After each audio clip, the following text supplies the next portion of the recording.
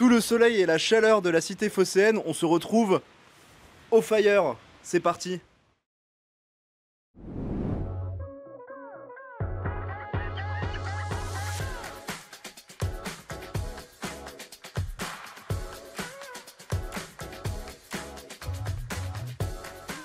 Vincent, Alexis, on vous retrouve au Fire. C'est quoi les grandes thématiques du Fire cette année?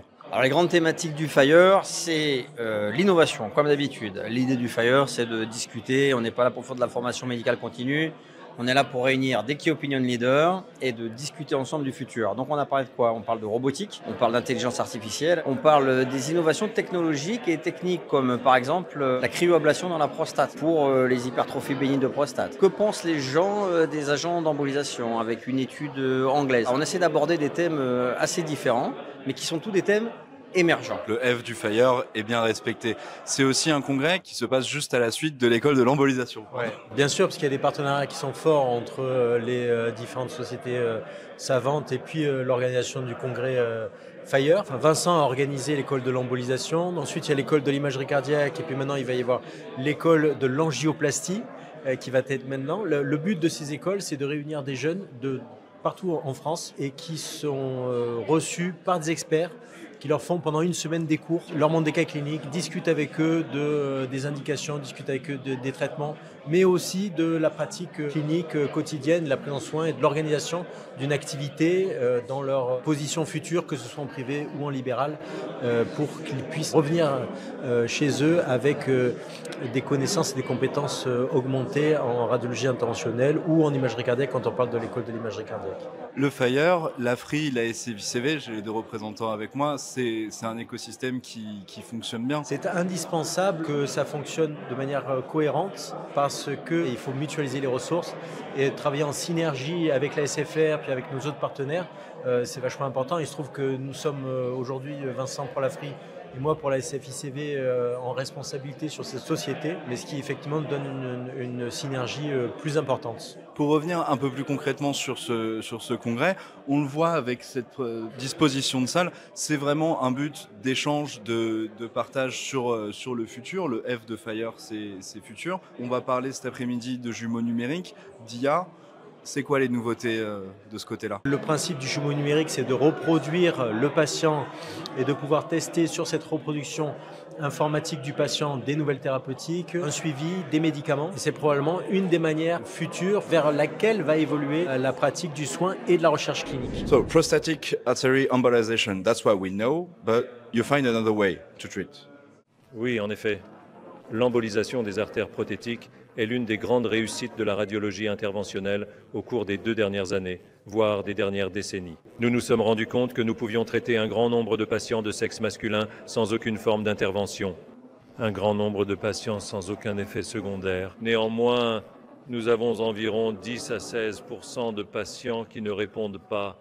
Je ne parle pas des patients qui rechutent après quelques années, mais nous avons un certain nombre de non-répondeurs à cause de problèmes techniques, et surtout à cause de l'athérosclérose des patients, que nous ne pouvons pas traiter par embolisation artérielle prothétique parce que les vaisseaux de la prostate ne sont pas accessibles. Par conséquent, comme les patients sont prêts à un autre traitement non invasif au lieu d'une résection de la prostate, nous utilisons la cryoembolisation de la prostate à de la base prothétique, sans aucun doute, pour traiter la symptomatologie des patients, réduire le volume prothétique, améliorer l'angle urétral prothétique, diminuer la protrusion prothétique intravésicale. Pour ce faire, il faut trouver un autre moyen d'accéder à la prostate. Nous avons donc inventé l'approche transglutéale pararectale. Pour cela, nous mettons les patients en position couchée. Nous effectuons l'intervention sous guidage CD, c'est-à-dire que nous inclinons le portique du scanner. Nous avons ainsi un accès parfait et une visualisation de la trajectoire vers la base prothétique sans léser aucun vaisseau, nerf ou nerf séminal. Les vaisseaux, les nerfs ou les vésicules séminales. Seulement la tomodensitométrie. Vous n'utilisez pas aussi l'échographie? Non, ce n'est absolument pas nécessaire. Vous pouvez l'utiliser en complément. Pour cette trajectoire, vous n'avez besoin que d'un guidage par tomodensitométrie en position couchée et de mettre les patients en position couchée. Jusqu'à présent, si vous avez un scanner et que vous avez de l'expérience avec la cryogénie, tout le monde peut le faire. Oui, vous l'avez dit et répété, ce n'est pas sorcier. Mais quels sont les éléments clés pour ne pas se tromper? En effet, ce n'est pas sorcier. Je m'étonne que personne ne l'ait fait avant. Eh bien, vous savez, le point clé est que nous voulons traiter les symptômes irritatifs principalement causés des troubles anatomiques au niveau de la base prothétique. Et c'est cette région que nous pouvons parfaitement cibler en utilisant le guidage par tomodensitométrie et la cryothérapie. Et comme nous pouvons le démontrer, nous avons pu traiter un groupe de patients qui ne pouvaient pas bénéficier d'un traitement endovasculaire en raison de l'athérosclérose. Nous avons pu traiter à moyen terme de manière très efficace, non seulement en termes de réduction, les plaintes et les symptômes, mais aussi en améliorant la qualité de vie et d'apporter des améliorations anatomiques pertinentes telles que la réduction du volume prothétique, l'amélioration de l'angle prothétique, etc. Cette approche transglutinale est-elle réservée à la cryoablation ou fonctionne-t-elle avec d'autres techniques comme l'électroporation ou la thermoablation? Au moins, nous l'avons mise en œuvre pour la cryoablation. Mais vous pouvez utiliser ce type de trajectoire pour tout autre type de traitement local, y compris pour l'abrasion érectile. Vous venez de faire une présentation sur les croyances et les dispositifs médicaux, en particulier les dispositifs médicaux d'origine animale.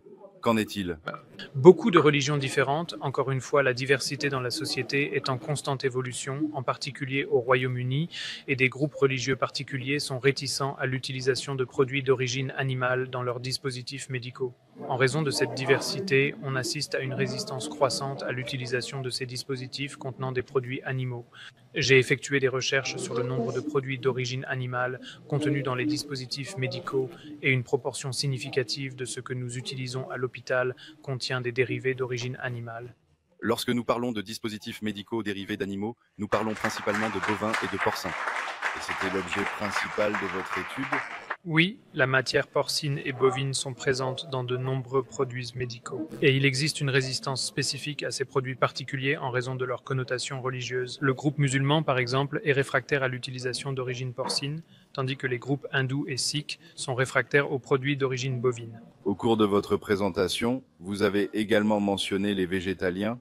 Est-il acceptable de ne pas manger un produit, mais est-il acceptable de le faire pénétrer dans mon corps? Excellente question. C'est en fait un groupe que nous avons approché dans le cadre du questionnaire. Le nombre de réponses a été relativement faible, mais même au sein de ce groupe, il y a eu une résistance significative à l'utilisation de ces produits dans les appareils, ce qui reflète probablement leur conviction de ne pas consommer de produits d'origine animale.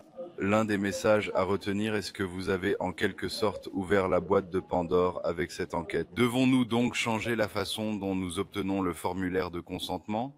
Ou devons-nous obtenir un autre dispositif médical non dérivé d'animaux? Je pense que c'est un peu difficile à dire. Je pense que c'est un peu les deux. Je pense que le consentement doit changer, que l'information doit changer, que l'information à laquelle les patients ont accès aujourd'hui grâce à Google, grâce à Internet, est de plus en plus importante.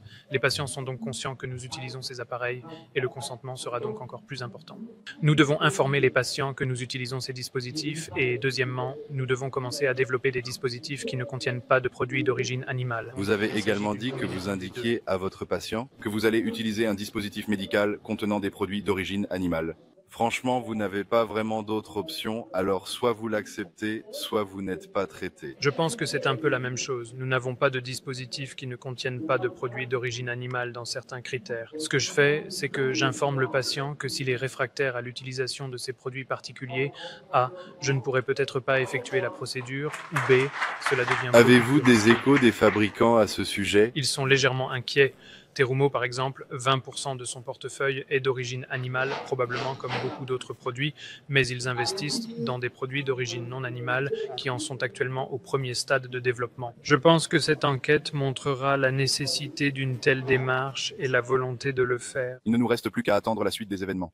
Je vous remercie de votre attention. Professeur Lefranc, on était venu à Dijon vous rencontrer il y a quelques semaines et vous aviez un avis assez tranché sur la robotique en interventionnel.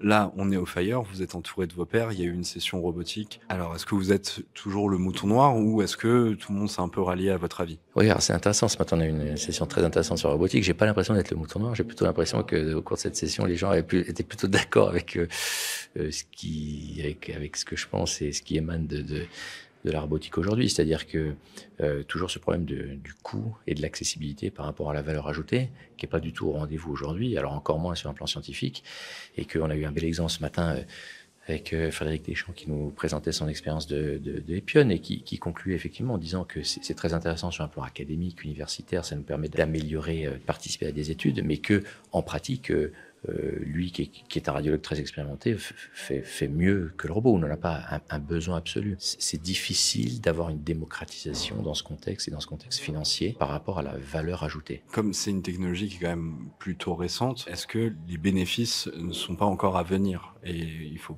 pas continuer d'investir dans cette technologie pour que justement les bénéfices puissent se développer? On a tous cette envie, mais aujourd'hui, on a l'impression qu'un certain nombre de robots ont été conçus de manière isolée, sans fortement concertation médicale, et qu'aujourd'hui on arrive avec des robots et on nous les pousse et on les force à rentrer dans les salles d'angio et en disant maintenant il y a des robots, il faut les utiliser. Oui, mais si on n'en a pas besoin, voilà. Et donc on en est là. Donc ça fait rêver tout le monde, mais bon, on se heurte aussi à la réalité économique de la médecine. Et oui, réalité qui est indéniable dans le système public hospitalier, c'est des coûts qui sont extrêmement importants. Il y a un effet marketing important auprès des patients, qui veulent tous se faire traiter par un robot. Mais encore une fois, ils ne se font pas traiter par un robot, ils se font traiter par un opérateur qui pilote le robot. Petite digression sur la session qui a eu lieu juste après, sur les agents d'embolisation résorbables. C'est quoi l'intérêt d'avoir un agent liquide résorbable?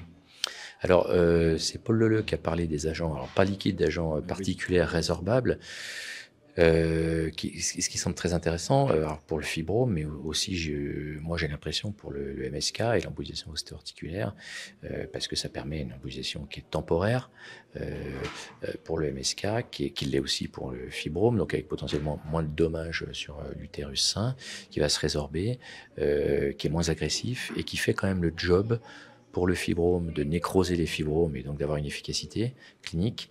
Et puis pour le MSK, c'est en évaluation, mais avec moins de risques en tout cas à ce niveau-là. Donc je crois moi qui suis très agent liquide, je pense qu'il y a quand même une place qui est intéressante pour ces agents particuliers résorbables. Bon, affaire à suivre, mais pour l'instant vous restez plutôt colle. Je crois beaucoup fibrome MSK en ces agents. Ouais.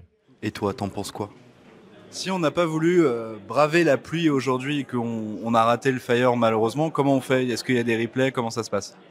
Alors, il n'y a pas beaucoup de replay avec le Fire parce que justement, c'est un endroit, on va dire, privilégié. On est tout le temps plein et en fait, on a envie de rester un petit peu pas entre nous, c'est-à-dire que c'est ouvert, mais que les gens viennent à nous. L'idée, c'est ça, c'est disruptif. Donc, c'est disruptif à la fois dans la présentation, à la fois dans la façon dont on interagit.